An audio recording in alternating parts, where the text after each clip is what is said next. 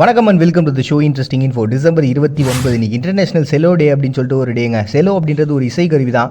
பார்க்குறதுக்கு வயலின் மாதிரி இருக்கும், பட் ஆனால் அது பயங்கர பெருசாக இருக்கும். இல்லை அதிகமான பேஸ் அப்படின்றது கிரியேட் ஆகும். இப்போ இருக்கக்கூடிய நம்ம சவுண்ட் சிஸ்டத்தில் ஒரு பெரிய பேஸ் பார்ப்போம் தெரியுங்களா, அந்த பேஸ் சவுண்டு இந்த செலோ இசை கருவிலேருந்து அதிகமாக வரும்.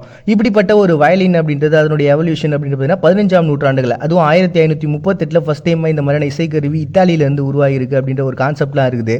இப்படிப்பட்ட ஒரு இசைக்கருவியை ஒரு தனித்துவமான இசைக்கருவியாக உலகத்துக்கு அறிமுகப்படுத்தின பர்சன் நம்ம சொல்லணும்னா பேப்லோ கேசல்ஸ் அப்படின்ற ஒருத்தவங்க. இவர் பார்த்திங்கன்னா சின்ன வயசுலேயே, அதாவது 4 வயசுலேயே ஃப்ளூட் வாசிக்க ஆரம்பிச்சிருக்காரு. அதை தொடர்ந்து பியானோ வாசிக்க ஆரம்பிச்சிருக்காரு. அதுக்கப்புறம் வயலின் சொல்லிட்டு பல இசைக்கருவிகளை ஹேண்டில் பண்ணுறதுல பயங்கர திறமையான ஒரு தனித்துவமான ஒரு பர்சனாக இருந்திருக்கிறாரு. இவரால் தான் பார்த்திங்கன்னா இந்த செலோ அப்படின்ற ஒரு இசைக்கருவி உலகம் முழுக்க ஒரு தனித்துவமாக அதை மட்டுமே வச்சு வாசிக்கக்கூடிய ஒரு விஷயம் இருக்குது அப்படின்ற ஒரு கான்செப்டை உலக மக்கள் புரிஞ்சுக்கிறாங்க. அதன்படி இந்த செலோ அப்படின்றது பார்த்திங்கன்னா உலகம் முழுக்க பரவ ஆரம்பிக்குது.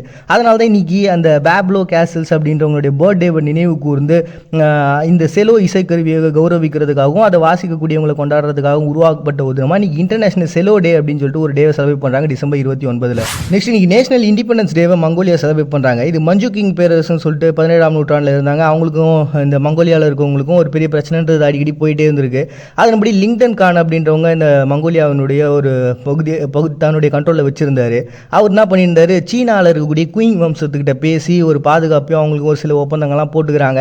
அதன்படி இந்த மங்கோலியாவுக்கு ஒரு பெரிய பாதுகாப்புன்றது அப்படியே கிடச்சிக்கிட்டே இருக்குது. அப்புறம் இந்த லிங்டன் கான் அப்படின்றவங்க இறந்ததுக்கு அப்புறமா அங்கே இருக்கக்கூடிய பல பகுதிகள் சீனாவுக்கு, அதாவது இந்த குயிங் வம்சத்துக்கிட்ட ஒப்படைக்கிறாங்க. ஆனால் இந்த குயிங் வம்சம் பார்த்தீங்கன்னா 1911 வீழ்ச்சி அடையுது. இதெல்லாம் நம்ம ஆல்ரெடி பார்த்துருப்போம். இந்த குயிங் வம்சம் வீழ்ச்சி அடைஞ்சிச்சு, அவங்களுக்கு ஒரு ஜனநாயக குடியரசு அப்படின்ற ஒரு கான்செப்ட் கிடச்சிது அப்படின்ற கான்செப்ட்லாம். ஸோ அப்படி போக மறுபடியும் இந்த இடத்துல ஒரு சுதந்திரத்தை உருவாக்கலாம் அப்படின்னு சொல்லிட்டு போக்ட்கான் அப்படின்ற ஒரு பர்சனுடைய தலைமையில் இங்கே சுதந்திரம்ன்றது உருவாக்கப்படுது மங்கோலியாவில்.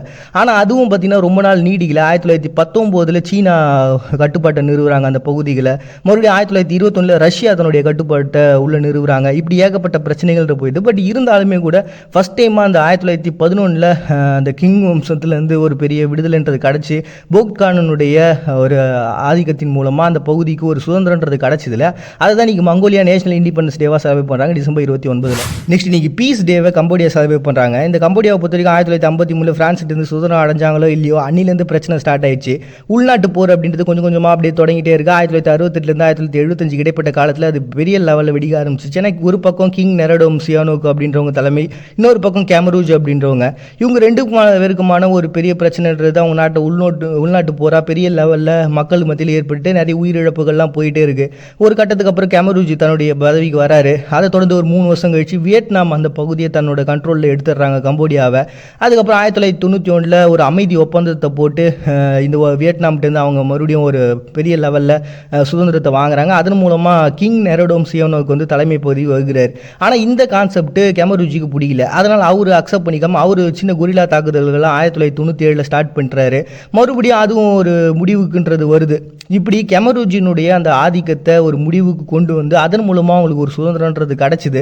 அந்த நாளை பார்த்தீங்கன்னா வின் பாலிசி அப்படின்னு சொல்லிட்டு ஒரு பாலிசியாக அவங்க செலிப்ரேட் பண்ணியிருந்தாங்க அந்த சமயத்தில். ஏன்னா இந்த கேமரூஜினுடைய ஒரு கொரில்லா தாக்குதல் நம்ம அடக்கி கொடுக்கணும்னு சொல்லிட்டு இந்த கிங் நெரடோ சியானோகும்னுடைய வம்சத்தை சார்ந்தவங்களாம் அந்த வின் பாலிசின்ற ஒரு கான்செப்டை கொண்டு வந்து தான் இவங்களை அடக்குனாங்க.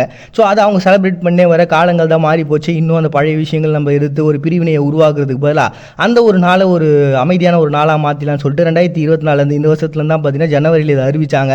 பீஸ் டே அப்படின்னு சொல்லிட்டு இன்றைக்கி செலிப்ரேட் பண்ணலாம் அப்படின்னு சொல்லிட்டு அப்படி உருவாக்கப்பட்டது. நம்ம தான் இன்றைக்கி பீஸ் டே அப்படின்னு சொல்லிட்டு கம்போடியா செலிப்ரேட் பண்ணுறாங்க டிசம்பர் 29. நண்பர்கள் தேவை, எதிரிகள் அத்தியாவசியம், உறவுகள் அடிப்படை, துணை ஆத்மசக்தி, வாழ்க்கை இயக்குபவனை பொறுத்து. மறுபடியும் நாளைக்கு சந்திட்டு அவங்க பாண்டிய நீங்கள் பார்த்துட்டு இருக்கு இந்த நிகழ்ச்சி இன்ட்ரெஸ்டிங் இன்ஃபோ.